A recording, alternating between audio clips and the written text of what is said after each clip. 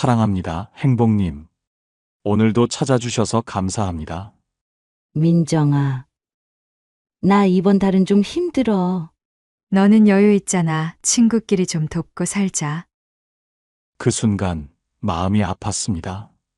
미영 씨는 오랜 친구였고 한때 가장 힘들 때 곁을 지켜줬던 사람이었으니까요. 그래서 도와줬습니다. 밥 한 끼, 차 한 잔. 한두 번은 당연하다고 생각했습니다. 고마워, 민정아. 나중에 꼭 갚을게. 괜찮아. 친구끼리. 그런 거 가지고 그러니. 그렇게 몇 번 도와주고 나자 어느 날 미영 씨가 들뜬 목소리로 말했습니다. 민정아, 나 확실한 정보 하나 들었어. 이번에 주식 투자하면 몇 배로 불어난대. 너도 안 할 이유 없어? 한 번쯤은 생각해 본 일이었습니다. 여유 자금도 있었고 은퇴 후 안정적인 수익이 생기면 좋을 것 같았습니다. 친구가 좋은 기회라고 하니 믿어볼까 싶었습니다. 너도 같이 하면 좋을 텐데. 일단 나 돈 좀 빌려주라. 대박 나면 바로 갚을게. 한두 달만 빌려준다 생각했습니다. 어차피 주식이 오르면 친구도 갚을 테고 저도 수익을 얻을 거라 생각했습니다. 그래서 빌려줬습니다. 하지만 몇 달 뒤 주식은 반토막이 났습니다. 그리고 얼마 지나지 않아 미영 씨가 다시 연락했습니다. 민정아, 나 돈 좀 더 빌려주라. 이번엔 진짜 확실한 거야? 그 순간 깨달았습니다. 이건 끝이 없겠구나. 그리고 5년이 지났습니다. 노후 자금은 바닥났고 더 이상 친구를 도와줄 수도 제 자신을 지킬 수도 없었습니다. 그리고 미영 씨? 연락이 끊긴 지 오래였습니다. 저는 그저 친구를 믿었을 뿐인데 왜 제 인생이 이렇게 된 걸까요? 그날 밤 저는 바닥을 보았습니다. 손에 남은 건 텅 빈 통장과 기력 없는 몸뿐이었습니다. 노후에는 어떤 친구를 곁에 두느냐가 인생을 결정합니다. 지금부터 노후에 반드시 멀리해야 할 세 가지 관계와 꼭 곁에 두어야 할 세 가지 관계에 대해 이야기해 보겠습니다. 오늘 주제가 마음에 드신다면 구독과 좋아요 눌러주세요. 여러분의 마음을 안아주는 좋은 컨텐츠로 보답하겠습니다. 그날 밤 저는 깨달았습니다. 친구를 도와주고 믿고 함께하는 것이 언제나 좋은 것은 아니라는 걸요. 특히 노후에는 어떤 친구를 곁에 두느냐에 따라 내 삶이 완전히 달라진다는 걸요. 처음엔 그저 친구를 돕고 싶었습니다. 힘들다기에 밥 한 끼, 차 한 잔. 그러다 돈을 빌려줬고 주식 투자까지 같이 하게 됐습니다. 너는 여유 있잖아. 친구끼리 돕고 살아야지. 이 말이 너무 당연하게 들렸습니다. 그런데 이제 제 삶은 어떻게 됐을까요? 가난한 친구를 가까이 하면 안 되는 이유, 그 대가를 혹독하게 치르고 나서야 깨달았습니다. 첫째, 경제적 부담을 떠안게 된다. 한 번만 도와줘. 이번만이야. 하지만 한 번은 절대 한 번으로 끝나지 않습니다. 처음엔 몇만 원이었고, 그 다음엔 몇십만 원, 나중엔 몇백만 원을 빌려주고 있었습니다. 처음엔 도와주고 싶은 마음이었습니다. 그래, 친구가 힘들다는데 이 정도는 괜찮지 않을까? 하지만 어느 순간 제가 가진 돈을 세어보기 시작했습니다. 이번 달은 내가 좀 힘든데. 그러자 친구는 이렇게 말했습니다. 너는 그래도 있잖아. 나는 진짜 없단 말이야. 도와줄수록 죄책감이 더 커졌습니다. 마치 제가 돕지 않으면 친구가 더 힘들어질 것 같은 기분. 그렇게 한 번, 두 번, 세 번. 그리고 문득 깨달았습니다. 이제는 제가 힘들어졌다는 걸요. 친구를 도와주다 내 노후가 무너졌습니다. 친구는 갚겠다고 했지만 그 말을 믿었던 제가 어리석었던 걸까요? 그날 이후 친구는 연락이 끊겼습니다.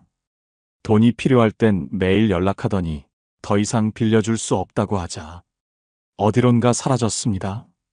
그리고 남은 건 텅 빈 통장과 지친 마음뿐이었습니다. 아리스토텔레스는 말했습니다. 다른 사람을 돕는 것은 아름다운 일이다. 그러나 내 삶이 무너질 정도로 도와야 하는 것은 아니다. 사람은 늘 주는 것에 익숙해지면 받는 것이 당연해진다고 합니다.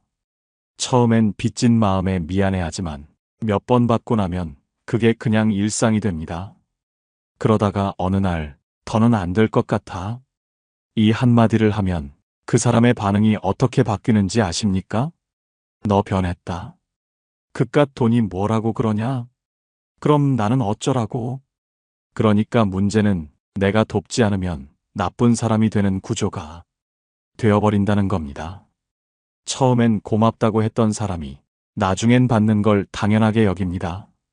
이것이 무서운 이유는 경제적인 문제가 아니라 내 삶의 통제권이 무너진다는 점입니다. 나도 모르게 누군가의 문제를 내가 해결해야 하는 일처럼 되어버립니다. 그러다 보면 결국 내 삶도 흔들리게 됩니다. 노후에는 더 이상 실수할 시간이 없습니다.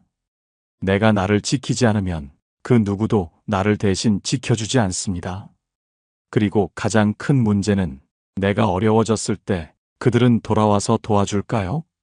아니요. 그들은 또 다른 도와줄 사람을 찾아 떠납니다. 이제는 확실히 알았습니다. 노후에는 제가 저를 지켜야 한다는 것을요. 둘째, 부정적인 사고방식이 전염된다. 처음엔 별거 아니라고 생각했습니다. 친구가 힘들다 보니 하소연할 수도 있겠지.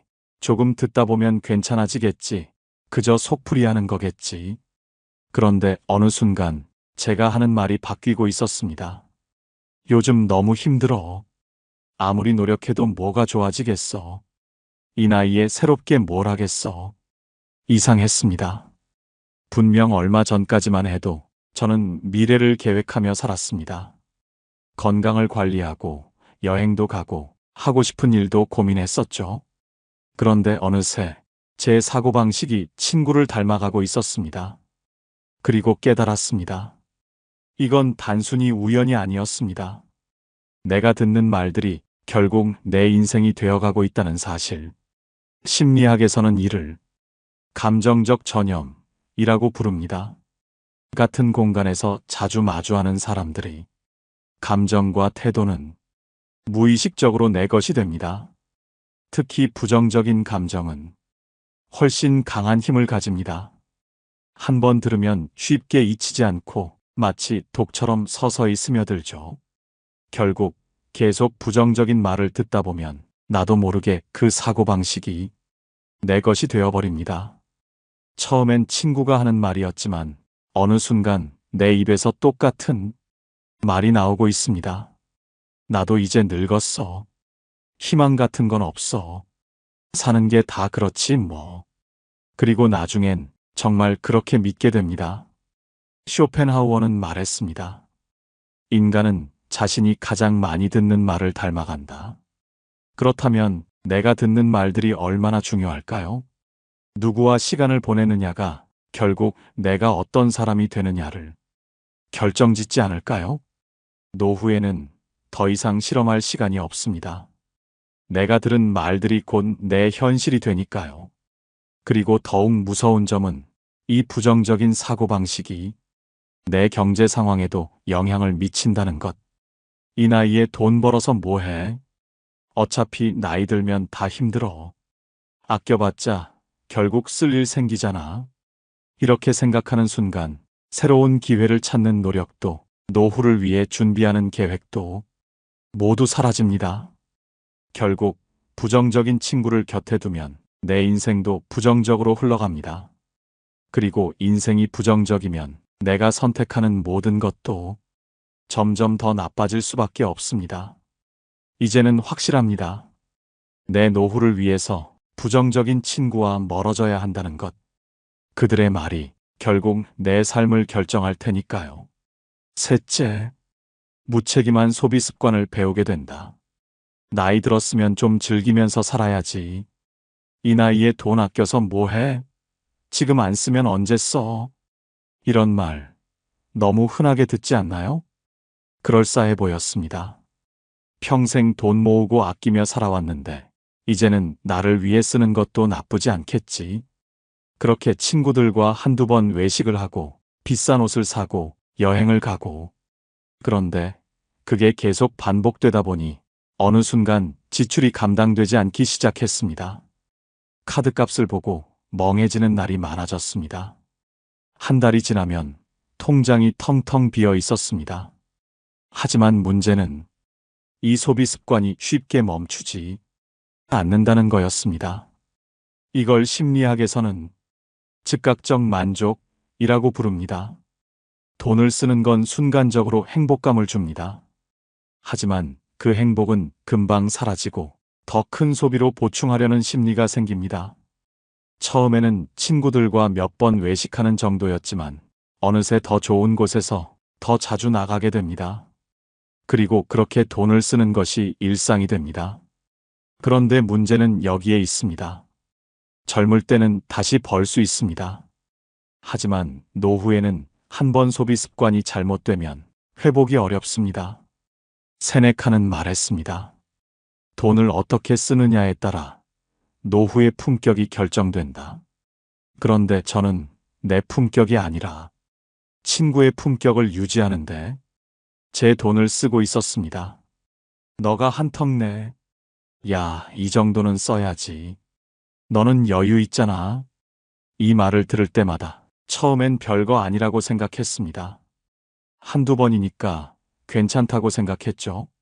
하지만 이제는 알겠습니다.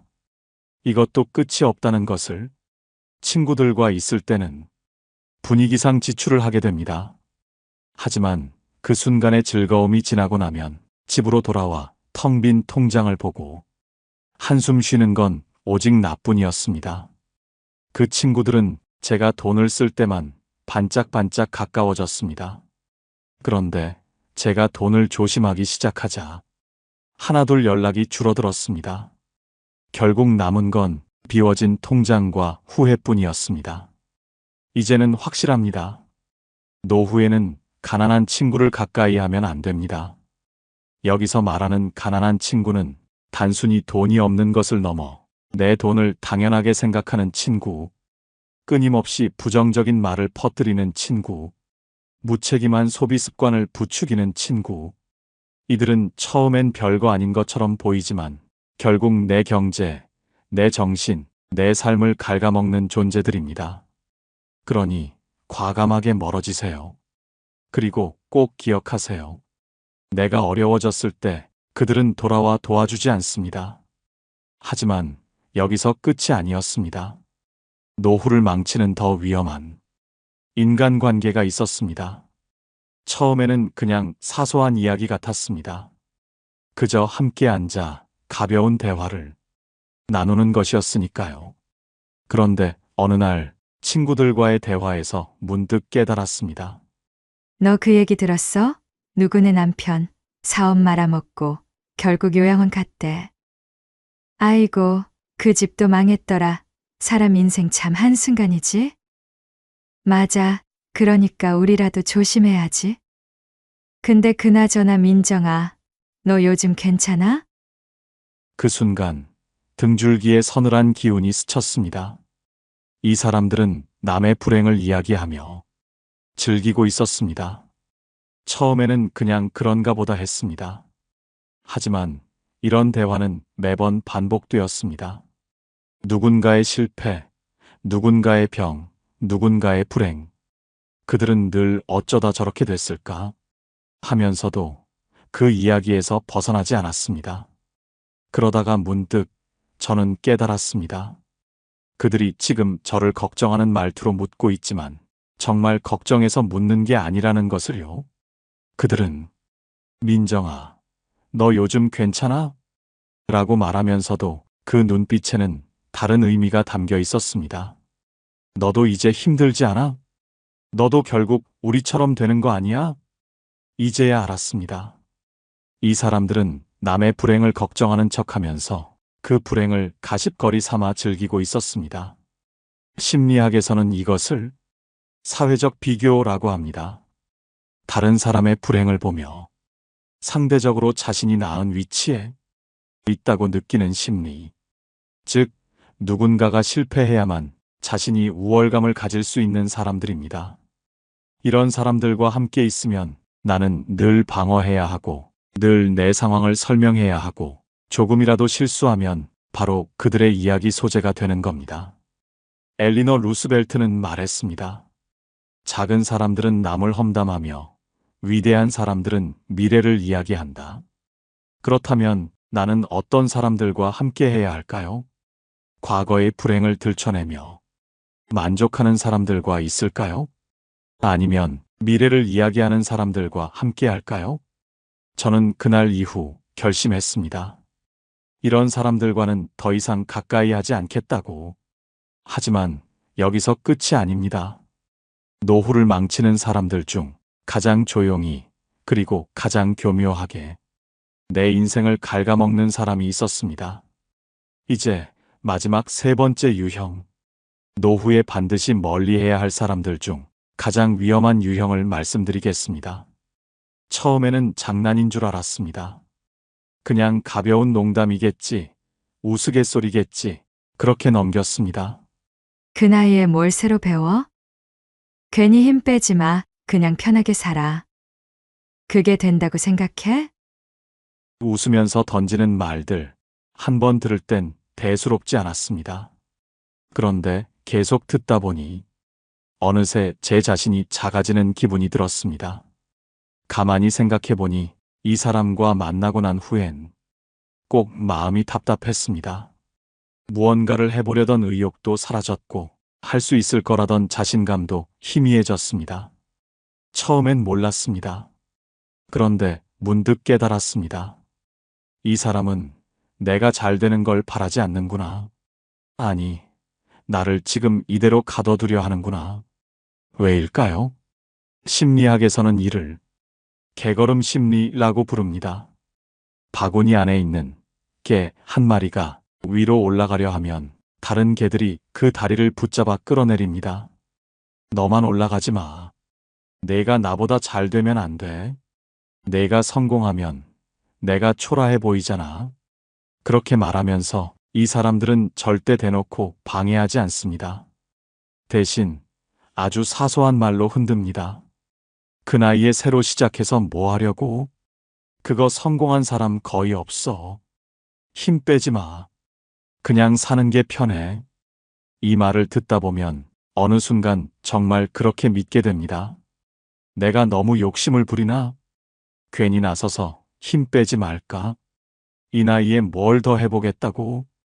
그러다 보면 결국 아무것도 하지 않게 됩니다. 도전하지 않게 되고 자신감은 사라지고 나도 모르게 내 인생이 멈춰버립니다. 쇼펜하우어는 말했습니다. 타인의 말이 내 믿음이 되는 순간 인생이 바뀐다. 그렇습니다. 그들은 나를 진심으로 걱정해서 말하는 게 아닙니다. 그들은 내가 그대로 머물러 있길 바랍니다.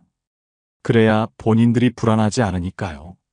그리고 가장 무서운 건 내가 그 말을 듣고 진짜 멈춰버리는 순간입니다. 이제는 압니다. 이 사람들과 함께 있으면 내 미래는 지금과 다를 게 없다는 걸요. 그래서 저는 결심했습니다. 저를 발목 잡는 사람들과는 이제 끝이라고. 그리고 이제부터 노후를 망치는 관계는 정리하고 나를 더 나은 삶으로 이끌어줄 사람들을 곁에 둘 것입니다. 노후에는 더 이상 시간을 낭비할 여유가 없습니다. 이제는 정말 가치 있는 사람들만 곁에 둘 때입니다. 그렇다면 노후에 꼭 곁에 두어야 할 사람들은 누구일까요? 지금부터 노후를 빛나게 해줄 세 가지 관계를 알려드리겠습니다. 지금까지 우리는 너무 많이 참아왔습니다. 가족을 위해, 자식을 위해 사회에서 묵묵히 버티며 살아왔습니다. 그리고 이제야 비로소 나를 위한 삶을 살 수 있는 시간이 주어졌습니다. 하지만 이때 중요한 것이 있습니다. 바로 나를 진심으로 응원해주는 사람이 곁에 있어야 한다는 것. 이런 사람들은 말합니다. 너는 충분히 할 수 있어. 지금부터가 진짜 시작이야. 내가 하고 싶은 거 마음껏 해봐. 이런 말을 듣는 순간 마음이 따뜻해지고 어딘가에서 용기가 차오르는 느낌이 들지 않나요? 그렇습니다. 이런 사람들은 내가 한 걸음 내디딜 때 등을 밀어주고 내가 성취하면 자기 일처럼 기뻐해 줍니다. 나의 도전을 의심하지 않고 오히려 너라면 충분히 해낼 수 있어 라며 나의 가능성을 먼저 믿어줍니다. 저는 한때 이런 사람을 곁에 두는 것이 얼마나 중요한지 몰랐습니다. 어떤 말을 듣든 그냥 참고 넘기면 되는 줄 알았습니다. 하지만 노후에 들어서니 깨닫게 되었습니다. 말이 가진 힘은 생각보다 훨씬 강하다는 것을요. 심리학에서도 말합니다. 사람은 자신을 지지해주는 환경 속에서 성장한다. 주변의 말이 나를 만들고 그들이 내 가능성을 믿어줄 때 나 역시 스스로를 믿을 수 있습니다. 그렇다면 반대로 생각해 봅시다. 만약 늘 이런 말을 듣는다면 어떨까요? 그 나이에 뭘 새로 배워? 괜히 힘 빼지 말고 그냥 살아. 너 같은 사람이 그런 걸 하긴 힘들지. 처음엔 신경 쓰지 않겠죠? 하지만 계속 듣다 보면 그 말이 내 속에서 자라납니다. 내 안의 믿음이 흔들리기 시작하고 결국 나는 아무것도 하지 않게 됩니다. 그래서 저는 결심했습니다. 이제부터는 나를 진심으로 응원해주는 사람만 곁에 두겠다고. 나를 믿어주고 나의 가능성을 봐주는 사람들. 내가 잘 되기를 바라고 내 인생을 함께 기뻐해주는 사람들. 쇼펜하우어는 말했습니다. 인간은 자신이 가장 많이 듣는 말을 닮아간다. 그렇다면 나는 어떤 말을 들으며 살 것인가? 내가 듣는 말들이 결국 내 인생을 결정할 것입니다. 이제는 꼭 물어봐야 합니다. 내 곁에는 나를 응원해주는 사람이 있는가? 내가 한 걸음 나아가려 할 때 등을 밀어주는 사람이 있는가? 이 질문의 답이 아니오라면 지금 곁에 있는 사람들을 다시 돌아봐야 합니다. 하지만 응원만으로 충분할까요? 우리는 평생을 배우며 살아갑니다. 어릴 때는 학교에서 배우고 사회에 나와서는 경험을 통해 배우죠. 그리고 노후에도 마찬가지입니다. 새로운 것에 도전하고 배워나가는 삶은 나이를 떠나 우리 삶을 더욱 가치 있게 만듭니다. 하지만 문제는 주변 사람들입니다. 이 나이에 무슨 새로운 걸 배워? 그냥 편하게 살아. 괜히 힘 빼지 말고. 그거 배워서 뭐 하게? 이런 말을 듣다 보면 처음에는 꿈틀대던 의욕도 금세 사라져버립니다. 어느새 그래. 나이가 들면 그냥 살아야지. 이렇게 체념하게 됩니다. 그런데 여기서 중요한 사실이 있습니다. 바로 우리의 삶을 결정하는 건 환경이라는 것. 심리학에서는 이를 거울 효과라고 합니다. 사람은 가장 가까운 5명의 평균이 된다는 이론입니다. 만약 내 주변이 늘 불평불만을 하고 아무런 도전도 하지 않는 사람들로 가득 차 있다면 나 역시 그들과 똑같아질 확률이 높습니다. 하지만 만약 내 곁에 배우고 성장하려는 사람, 끊임없이 새로운 것을 탐구하는 사람이 있다면 나 역시 그 영향을 받아 더 나아질 수 있습니다. 제가 예전에 아는 사람 중 한 명이 있었습니다. 그 사람은 은퇴 후에도 늘 무언가를 배우고 있었습니다. 영어를 배우고 운동을 배우고 심지어 새로운 기술까지 익히는 모습이었습니다. 처음엔 의아했습니다. 이 나이에 왜 저렇게까지 할까? 하지만 시간이 지날수록 깨달았습니다. 그 사람은 단순히 배우는 것이 아니라 살아가고 있었습니다. 삶을 즐기고 있었고 새로운 것에 도전하면서 늘 생기가 넘쳤습니다. 그 모습을 보면서 저도 생각했습니다. 나도 저렇게 살고 싶다. 그리고 지금 저는 압니다. 배우는 것을 멈추는 순간 우리의 삶도 멈춰버린다는 것을요. 나를 성장시키는 사람, 새로운 것을 시도하게 만드는 사람, 내가 더 나아질 수 있도록 영감을 주는 사람. 이런 사람과 함께할 때 노후는 더 이상 단순한 소모의 시간이 아니라 더 나은 삶을 만들어가는 과정이 됩니다. 철학자 소크라테스는 말했습니다. 배움이 멈추는 순간 인생도 멈춘다. 그렇다면 나는 어떤 환경 속에서 살고 있는가? 내 주변 사람들은 나를 더 나아지게 만드는가? 아니면 나를 현재에 묶어두고 있는가? 이제는 선택해야 합니다. 나를 정체시키는 사람과 함께할 것인가? 아니면 나를 성장시키는 사람과 함께할 것인가? 노후를 더욱 빛나게 만드는 것은 새로운 것을 배우고 성장하는 삶입니다. 배움이 우리 삶을 풍요롭게 만든다면 그 배움을 함께 나누고 기쁨과 슬픔을 함께할 수 있는 사람은 노후를 더욱 따뜻하게 만드는 존재입니다. 사실 노후는 외로운 시간일 수 있습니다. 직장 동료들과 멀어지고 자식들은 각자의 삶을 살아가고 삶의 속도는 점점 느려집니다. 그렇기 때문에 이 시기에는 함께할 사람이 더욱 중요합니다. 하지만 중요한 것은 그저 누군가가 곁에 있는 것이 아니라 진정으로 서로를 이해하고 의지할 수 있는 관계를 맺는 것입니다. 저는 한때 함께하는 관계를 대수롭지 않게 여겼습니다. 친구가 많으면 외롭지 않을 거라고 생각했습니다.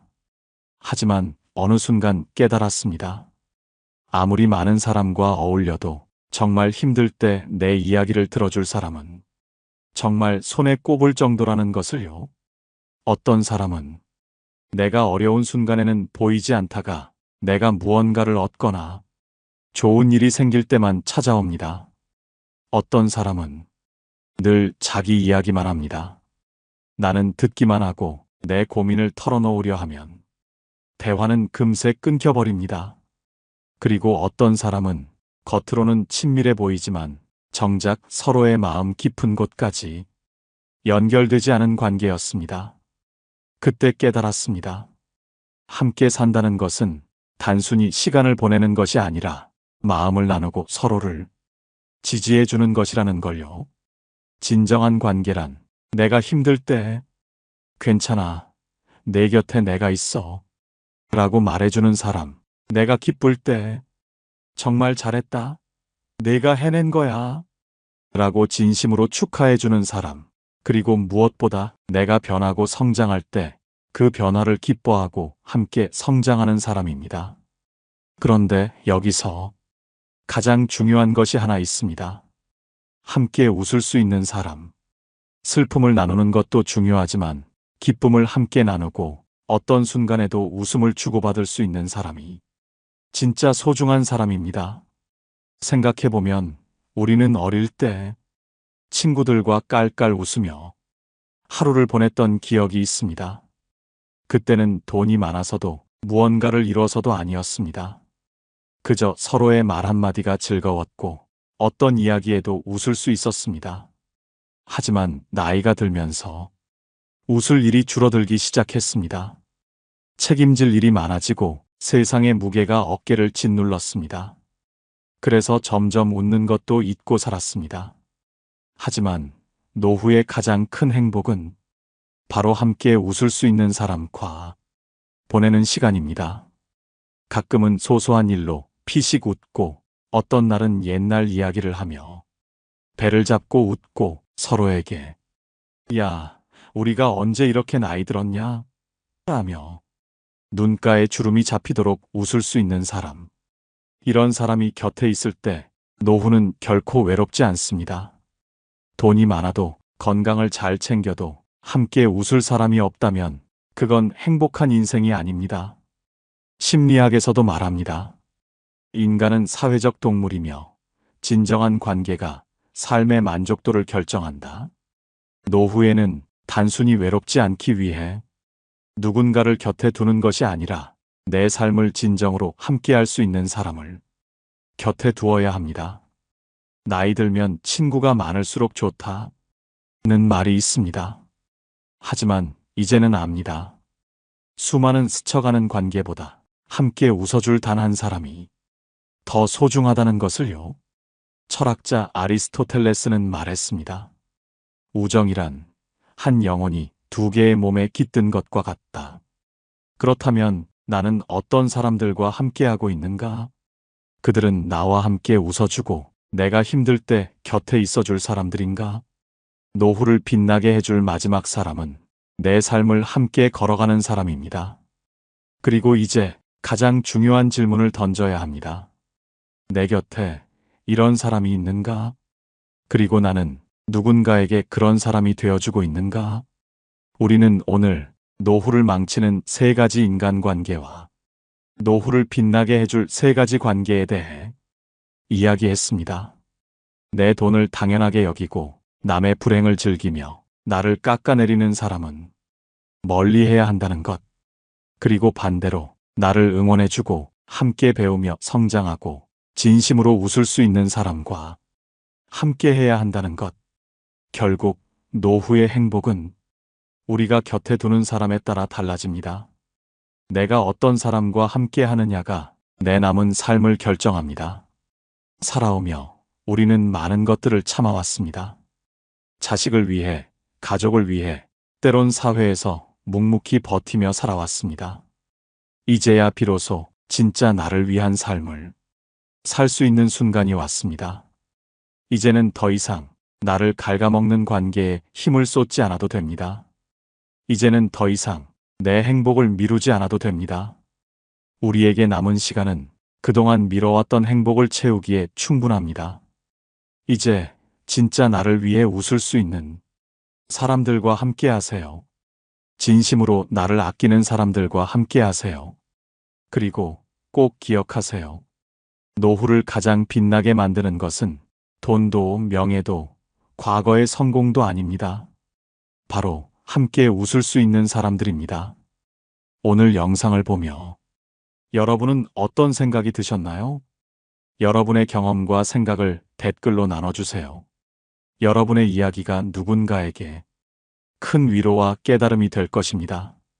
오늘 영상이 도움이 되셨다면 소중한 분들께 공유해 주시고 구독과 좋아요로 저를 응원해 주세요. 여러분과의 소중한 연결이 저에게 큰 힘이 됩니다. 오늘도 여러분의 행복을 빕니다. 이상으로 행복 주문서였습니다.